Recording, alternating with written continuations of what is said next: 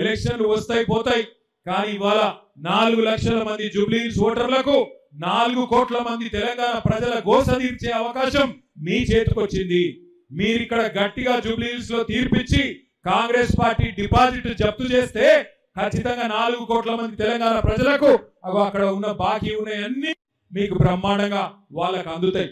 నెలకు 2,500 పెన్షన్, నెలకు 2,500 మహిళలకు రావాలంటే కాంగ్రెస్ డిపాజిట్ జూబ్లీహిల్స్ లో పోవాలి.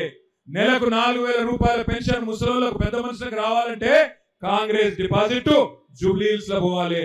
వికలాంగులకు 6,000 రావాలంటే కాంగ్రెస్ పార్టీ చిత్తుగా జూబ్లీహిల్స్ లో ఓడిపోవాలి. నేను చెప్పేది కరెక్టేనా కాదా? ఒకవేళ కాంగ్రెస్ కు ఓటేస్తే ఏమైతుంది?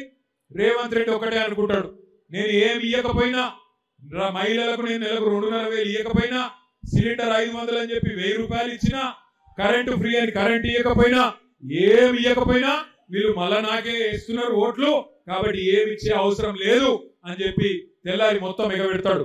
ఒక్కసారి గట్టిగా బుద్ధి చెప్తే, ఒక్కసారి మీరు గట్టిగా తీర్పు చెప్తే జూబ్లీహిల్స్ వాళ్ళు 4 కోట్ల మంది తెలంగాణ ప్రజలకు లాభం అవుతుంది.